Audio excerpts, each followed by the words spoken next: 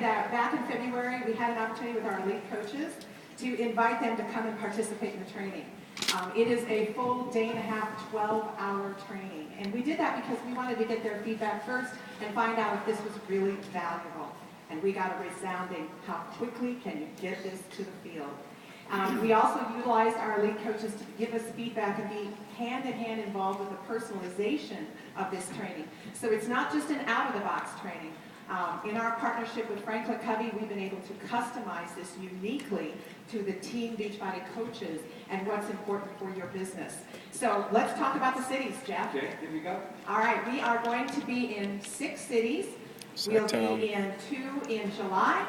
Oh, 2:30, that's not bad. 1 in August, 1 in September, and 2 more in October. Now, I want to tell you, coaches, this is really important to know. Out there in the marketplace, if you were to get this training, it is valued at as much as $779 on the average.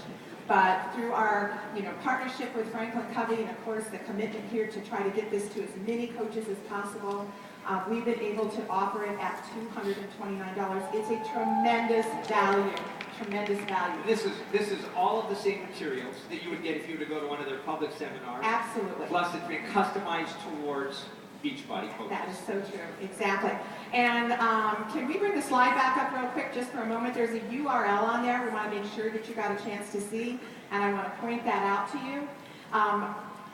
We are limiting in each city the number that it can attend is 60. And we do that because it's a very intimate training. So you can sign up today, encourage you to do it as soon as possible. 60 per city is going to fill up pretty fast, I've got a feeling, Jeff. So just want to make sure you guys are aware of that. Yeah. All right. So we take a listen now to one of our elite coaches. She attended this event. She's done a video for us so that she can share with you what the benefits of being a part of this training did for her. I think it's 13-star diamond coach Trina Gray. It if I'm not is. mistaken. So. The Franklin Covey training is going to teach you how to master your day, master your calendar, identify your most important roles in life, and then have your calendar reflect that decision. They will teach you really fun, cool technology tricks to be more efficient on your laptop and your smartphone. They'll teach you how to calendar your day, how to plan for your week. I can tell you it was like a college course in high performance and productivity, all in the course of just a couple of days. I highly encourage you to attend. It was game-changing for me, and I know it can be the same for you. Best of luck. Become high performers. All right. Thank you, Trina.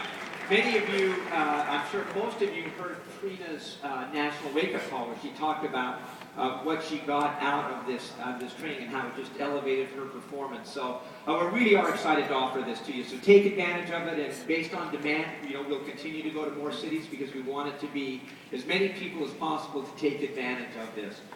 Well, this morning, of course, one of the reasons why we're here is to listen to our keynote speaker. We're absolutely thrilled to bring him here this morning, and I know that you're going to learn an immense amount. John C. Maxwell is an internationally renowned leadership expert, coach, and author who has sold over 20 million books. Dr. Maxwell founded Equip and the John Maxwell Company, organizations that have trained more than 5 million leaders in over 153 countries.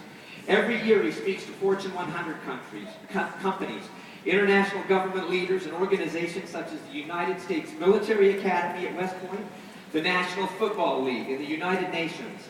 A New York Times, Wall Street Journal, and Business Week best-selling author, Maxwell's The 21 Irrefutable Laws of Leadership has sold more than 2 million copies.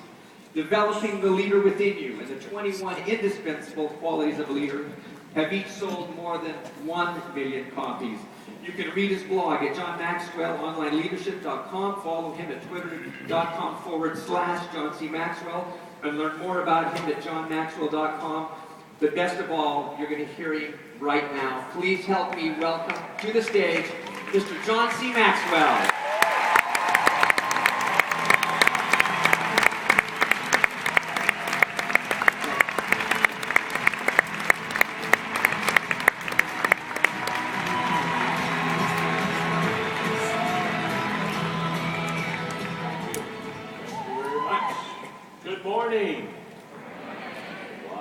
great to be here with you. I was back in the green room and I was watching the Diamonds come out and be recognized. Congratulations to all of you. Are you having a good time this week? Woo! Yep. I'm going to sit here and let's take a moment and let's get acquainted.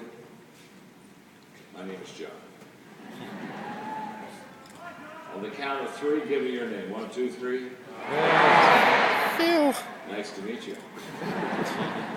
My wife Margaret and I, as of last week, have been married for 44 years.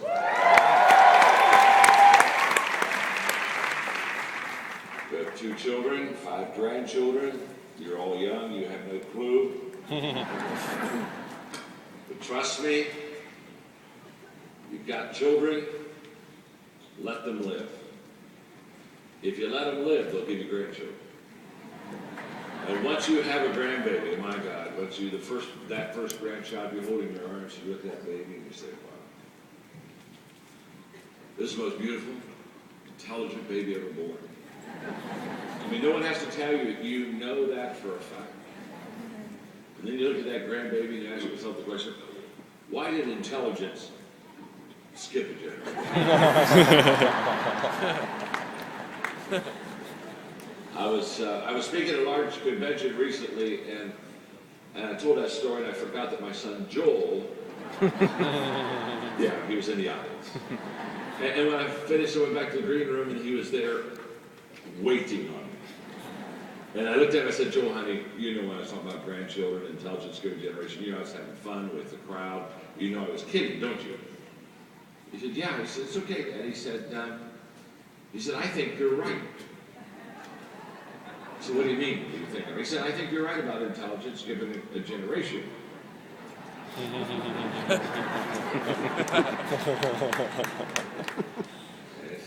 said, you do? He said, yeah. He said, just last week, Grandpa and I had that very same discussion.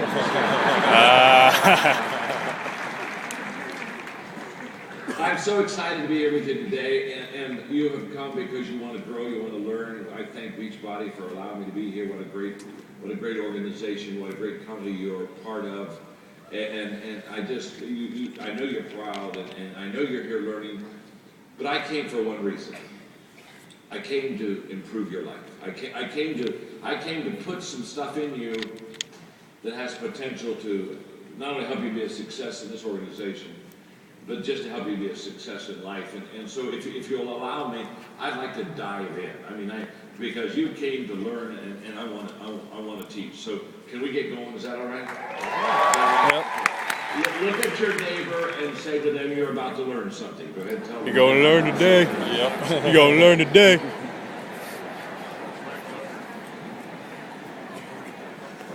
Look right back at the person who just told you that and say, and it's about time. In fact, why do you think I brought you here? You know what I mean? Why do you think you're here at this conference? I want to talk to you about a book that came out recently that's been a #1 New York Times bestseller list for several weeks, called the 15 Invaluable Laws of Growth. Okay? Okay. Now those 2 or 3 people at the screen, they have got the book. Either that or they just like to scream. But let me talk to you for a second. I'm for the next 60 minutes, I'm going to give you stuff that has potential to truly change your life in a positive way. So I want you to get your paper or get your iPad and let's go. In fact, look at your neighbor and say, take good notes, okay? Don't mess around here, okay? There you go. You're ready, aren't you? I'm ready. Fasten your seatbelts. We're getting ready for a ride, okay? We're getting ready for a ride. You see, if I could come off stage and I could just talk one-on-one with you, okay? Just you and me. No one else, not 8,000, whatever here. Just you and me. And if I had like, I don't know, 30 minutes with you personally, privately, and you looked at me and said, John, you understand success. Would you help me? What would you say to me that would help me to be successful in my life? I would ask you 2 questions. And these two questions will determine more the level of your success, not only in Beachbody, but in life, than any other two questions you'll ever ask yourself. The first question, if I could walk in your life, is I would ask you, what are you doing to develop yourself? In other words, what are you doing personally to get better? How are you growing you? What are you doing to grow yourself? In a moment, I'm going to begin to lay out the laws of growth for you. But I'm here to tell you that 99% of you here probably do not have a personal growth plan. A plan of which you commit yourself on a daily basis to grow yourself, which would lead me to the second question, what are you doing to develop others? What are you doing to develop your team? What are you doing to develop your inner circle? What are you doing to develop the people around you? What kind of a team are you building? Because in developing others, you compound everything. You compound time, you compound energy, you compound money, you compound influence. Everything compounds the moment that you learn how to develop other people. All highly successful people understand that principle. And so therefore they realize that what they're learning, they've got to pass on to others. And how they're growing, they've got to teach others how to grow. And they realize that you cannot take others where you haven't been yourself. And so what are you doing to grow yourself? And what are you doing to grow others? What are you doing to develop you? What are you doing to develop your team? Those are the two questions.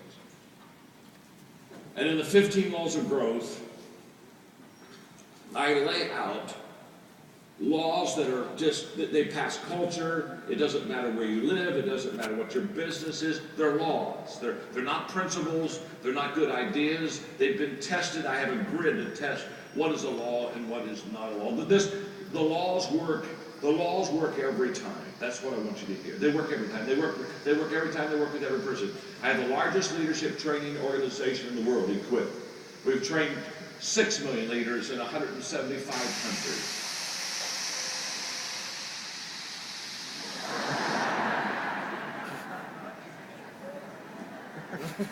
Is it safe to continue?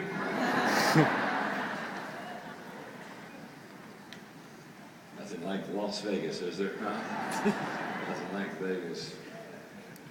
And these laws, I had a guy come up to me one time, and after I'd written the 21 Laws of Leadership, and he said, John, I don't like one of your laws. And I was signing books. I said, that's okay.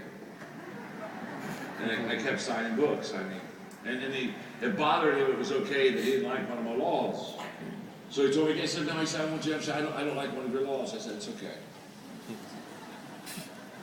And he's just standing there, he didn't move, and he said, no. He said, one of the laws, I disagree with one of your 21 laws. So I stopped and I said, it seems to me it's very important for you that I know that you don't like one of the laws, and I just want you to know it's okay. And he said, well, it's not okay for me. I said, look, let me explain something, sir. I said, I didn't write the book to make you happy. I wrote the book to help you. I'm a leader, not a clown.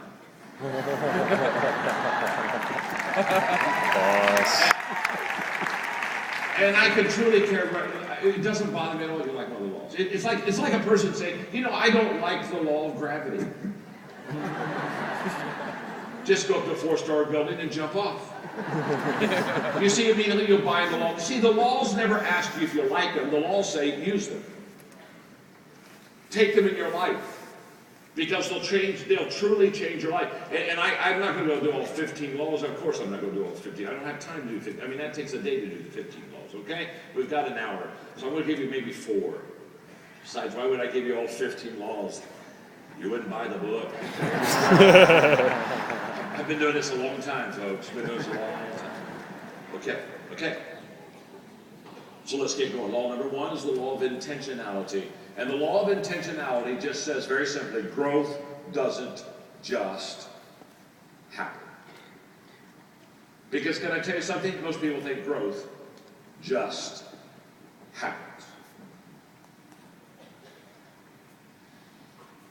My life changed in 1974 when I was having breakfast at the Holiday Inn in Lancaster, Ohio, and a man by the name of Kurt Kampmeyer looked at me and he said, John, what is your plan for personal growth and development? I'm in my early 20s, I'm a young leader, things are going pretty good. And I'm a little embarrassed because as a young leader, I thought I always had to have an answer. And so when he asked me what my plan for personal growth was, I began to talk to him about how hard I worked and the things I did. And he just listened very quietly, probably for 10 minutes. I was kind of like a plane circling an airfield. Are you with me? And it's trying to come in for a landing. I'm going around and around. And if I don't have anything else to say, so I just shut up and land that sucker. And as soon as I finished talking, he looked at me and said, "You don't have a plan, do you?" I said, "No, I don't have a plan." Then he said the words that changed my life. He said, "Growth is not an automatic process. You will not grow automatically. You will not get better automatically. It doesn't happen. You see, after we are born, the only thing that is automatic is that we die. That's automatic. You don't have to take a course on this. You don't have to go to a seminar. I mean, just hang long enough, you die, okay? It's automatic. Trust me on that. You don't have to work at it. But especially in things that are important in your life, things that are going to be seeds of success in your life, they are all uphill. They're uphill all the way. You can tell you're on the road to success. It's always uphill. It's never even. It's never down. It's always uphill. There's always intentionality. There is always effort. And so I started talking to my friends, and I began to ask them, okay, I've got to have a plan for growth. And so I went to my friends for the next 6 months. If I ask this question once, I ask it 500 times. I look at people, I'd say, what? Yeah, I go to my friends, do you have a personal growth plan? And I got 500 no's. And all of a sudden it hit me. We go through life thinking that we automatically will improve. That was life-changing to me. So by my mid-20s, I developed my own personal growth plan. And I can tell you that 95% of everything I have in my life, 95% of what I know, everything that I know in leadership, is as a result of one day I committed myself to daily work a personal growth plan in my life. And the law, this is an amazing law, because this law just says you have to be intentional in things that you need to do to be successful. Okay. James Allen. James Allen, in his book, As a Man Thinketh, said these words. He said, people are anxious to improve their circumstances, but they're not anxious to improve themselves. And they therefore remain bound. I'll repeat it, it's powerful. It's not mine, it's James Allen. People are anxious to improve their circumstances, but they're not anxious to improve themselves, and so he said they remain bound. Why do they remain bound? Because they don't understand. You can't fix the outside, you've got to fix the inside. You can't control the outside, you've got to control the inside. You start on the inside, you grow first. You don't try to fix all the stuff around you and not fix yourself. You cannot travel without until you first travel within. That's a fact. And I run into people all the time. They want the problem solved. They want an easier way to success in business. And what they don't understand is that they're looking for gimmicks, they're looking for shortcuts, they're looking for secrets. I love the people that want to give you secrets to success. Dear God, help them. There are no secrets to success. It's so simple, it's so basic. I'll give it to you later.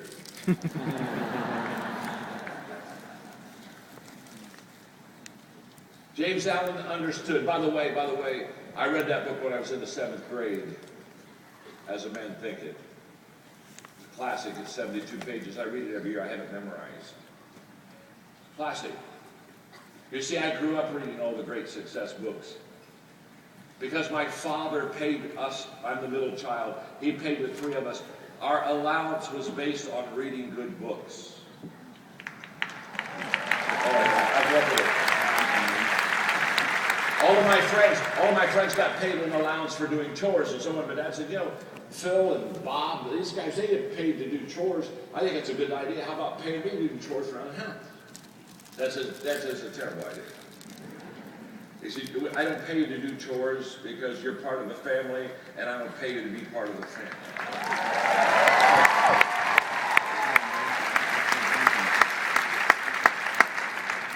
So let me explain it this way, that by the time you were born, John, you already owed your mother for 9 months of room and board.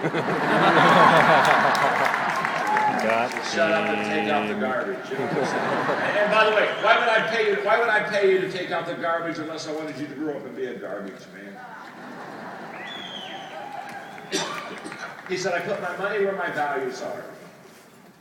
And we were required from the 7th grade on to read 30 minutes a day of required reading, of which he put the books in our hands. I can tell you, well, by the time my brother graduated from college, he was already a millionaire. By the time I was 28, I had the 10th largest nonprofit organization in the country. By the time my sister was 27, she ran a hospital. Listen to me very carefully. Listen to me very carefully. Not brilliant kids, not brilliant kids. Kids that were exposed at a very young age to all the success principles. I was reading Success Magazine. I was flying down to Rio 2 or 3 years ago at Success Magazine. They had the 25 most important books you can read to be successful. I thought, what a wonderful article, and I read it. And then I decided to go back and count the books of the 25 that I had read. 19 of the 25 books that you have to read to be successful, I had already read, devoured, underlined, studied by the time I graduated from high school. 19 of the 25. No wonder. No, it wasn't even a race, folks. It is the fastest person doesn't win the race. It's the person who starts first. Speed is overrated. Getting started is underrated. Especially getting started first. And what my father did is my father understood that if I can put the good stuff in my kids' lives, and I tell you that because some of you are parents. I did that for my children. I now do that for my grandchildren. They're on a reading program. Of course they're on a reading program. I pay them. We talk about the books. So as a man thinketh by James Allen, I grew up every year. I read that book from 7th grade, 8th grade, 9th grade. By the time I graduated from high school, I said, this is a book I need to read every year. It's only 72 pages. There's nothing to it. And now what am I saying? Here's what I'm saying. What are you doing right now to intentionally grow yourself? What are you doing today to truly get better? It's a huge question. And if I could walk off the stage,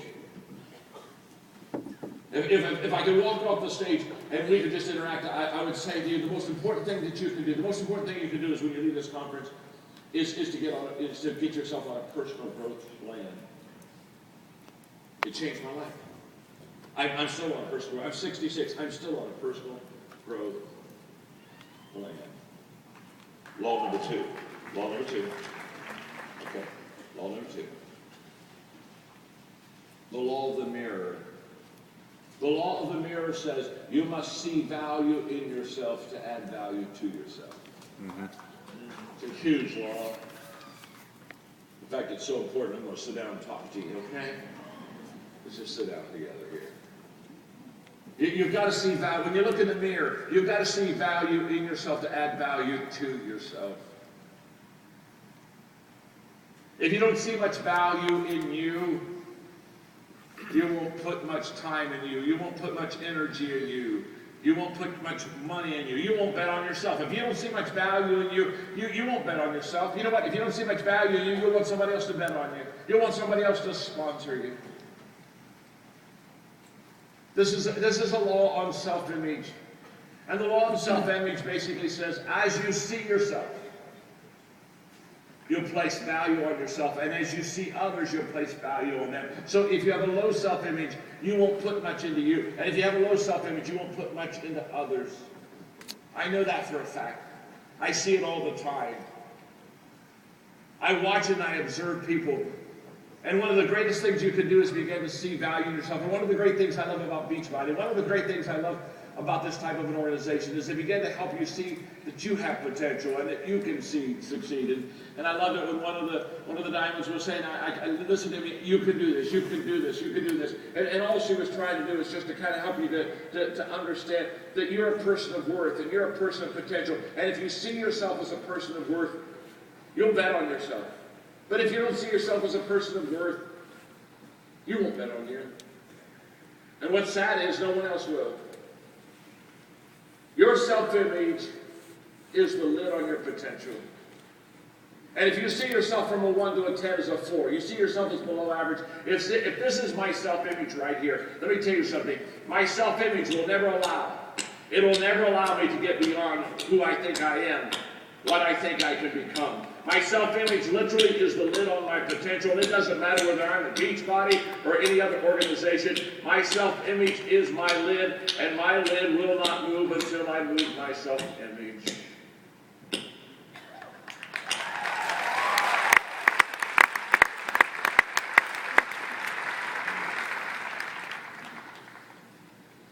Now, my name's John, and I'm your friend. And trust me, I know what it is to develop people. We've trained 6 million of them in 175 countries. I understand this game very well. I understand it very well. And what I want you to hear from me now is the fact that you are selling yourself short. That you have better potential than what you realize, and you have greater worth than what you understand. And if you can hear anything about my message today, my message is that you were created. God created you for a purpose, with a purpose to be successful. And I want you to understand that whatever number you've got on your life, that number is where you're going to, if you got a 6 on your life, can I tell you something? You're going to do 5 work. You're not going to do 7 work. You're not going to do 8 work. You're not going to, you know, if you've got a 6 self-image, listen to me very carefully. The most important thing you can do in your life to grow is to lift your own self-image lid.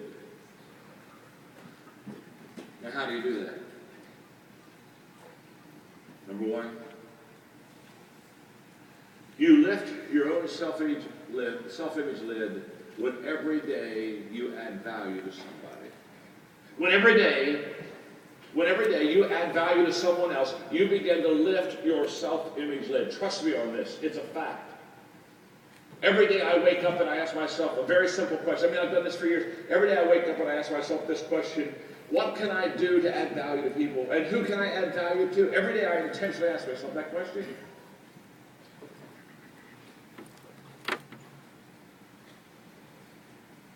And every day I purposefully, intentionally add value to someone. When I was having breakfast at my hotel this morning, there was an individual that I had seen every morning, and so I went over and introduced myself and asked them for 5 minutes of their time. And I just sat down and I shared with them that I had watched them as they walked around the people, and they had a good presence about them. And I just told her, I just wanted to know how much they'd add value to me every time I came down from breakfast. They just had a smile, and I just poured myself into this young lady for 5 minutes. She walked away. I could tell. I was adding value. I mean, you'll increase your self-image when you give yourself away. You see, Robert Louis Stevenson said, "I determine success by how many seeds I sow daily." He said, it's the seeds I sow daily, not the harvest I reap. Most people, they're looking for the harvest. And I'm telling you today, forget the harvest. Just start sowing seeds. Just start adding value. I've done it for many, many years. I understand. There's a huge return. But if you just sow seeds, if you just add value every day, it'll do something that will unbelievably add value to you.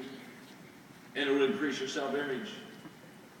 Let me tell you something else will increase your self-image. Every day, do the right thing, even though it's the hard thing. I've observed and I've watched people that have a good self-image. They don't cave. They don't follow peer pressure. They make their own decisions, and they make the right decisions, even when it's the hard decisions. They don't back away from them. Wow. Your self-image will so greatly determine your growth. Law number 3. Before I give you law number 3, let me ask you a question. Are you learning something? Yep. All right. Then we'll continue. Look at your neighbor and say, "Are you learning something?" Ask your neighbor, "Are you learning something?"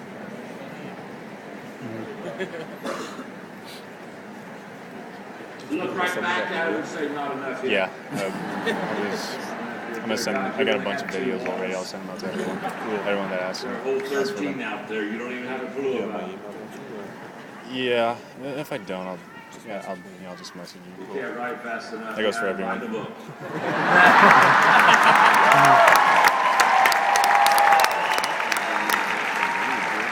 Serious, I go fast. I don't expect you to keep up. first rodeo. Law number three is the law of awareness. The law of awareness says you must know yourself to grow yourself. Oh my gosh. If you're really going to grow you've got to know you. You've got to know yourself to grow yourself. You see, if you and I could have this personal conversation, one of the things I would ask you is, what are your strengths? You see, every one of you in the auditorium, you have 2, maybe 3, probably not, but could be 4 strengths. 4 is a little heavy, probably 2 or 3 is your number. Okay? 3 is my number. I thought it was 4. Margaret and I were having breakfast the other day talking about it, and she said, no, it's 3.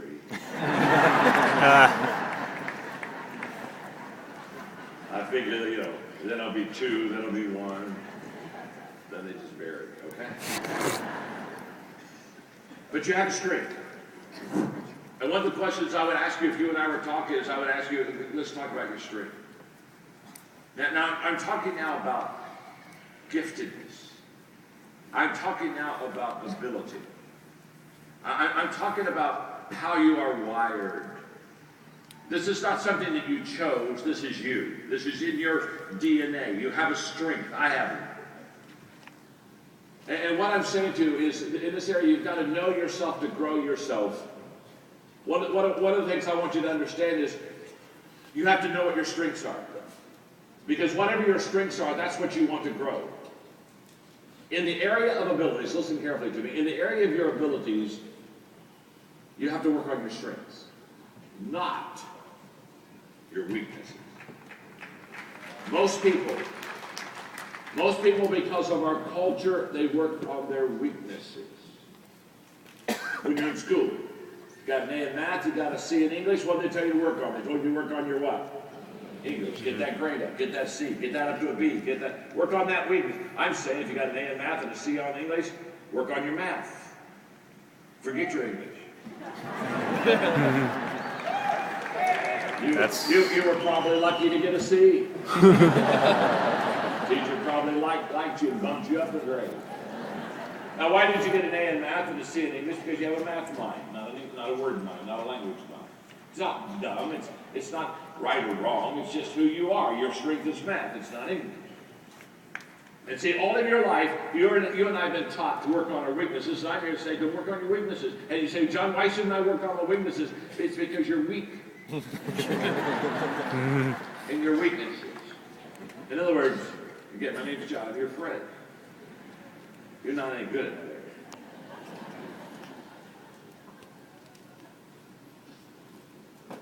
I'm here to set you free. You can only increase a gift or an ability 2 numbers.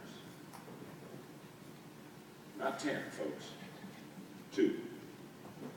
So let's say I'm below average. I'm a 3 in something, okay? And I say, okay, I'm going to really work on this because I'm really below average, and so I work hard. And so let's say, for example, I love music. There's a problem. I can't sing. But I love music. So I said, well, I want to be a great singer. I would just love to be hey, I'm in Vegas. Hello? I'd like to sing. So what do? I'm not good at it. I'm a 3. So I get a teacher. I take music appreciation. I pour money and time and effort. And for the next 2 years, I take all this music stuff. And can I tell you, 2 years after that, maybe I went from a 3 to a 4. Can I tell you, I'm still below average. Now listen to me very carefully. This is very important. People don't pay for average. People don't pay for, and I'm absolutely amazed at how many people love average. I just look at them and I say, why are you so in love with average? Average is average, and everyone is average. And do you want to be everyone? Do you just want to be average all your life? It's just average, and average is never going to be success.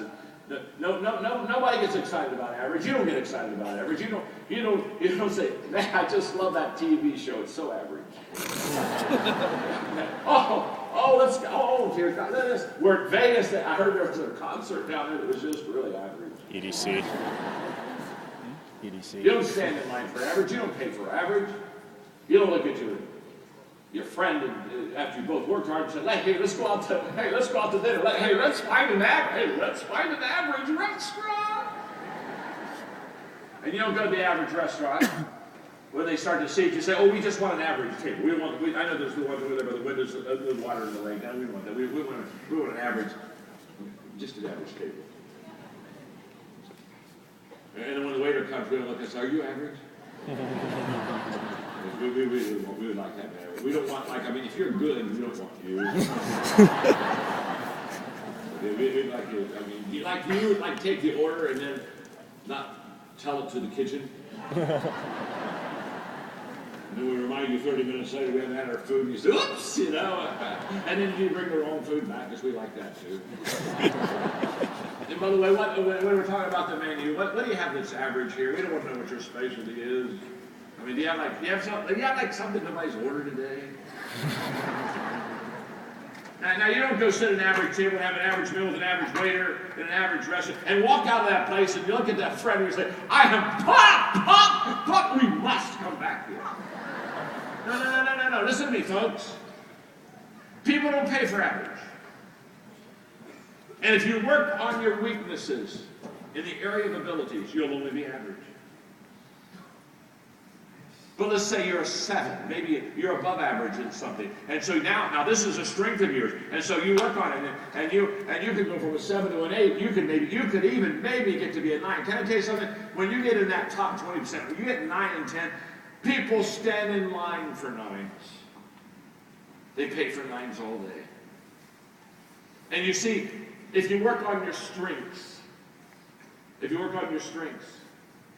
area of your abilities and your giftedness, you'll really grow and you'll do really well and you'll be very successful. So when you get your growth plan together, when you say, okay, I'm going to start growing, you got to grow in the area of your strengths. You got to grow in the areas that you're good at. I'm good at communication, I'm good at leadership, and I'm good at creativity. Those are my 3 strengths. And I spend all my time growing in those areas.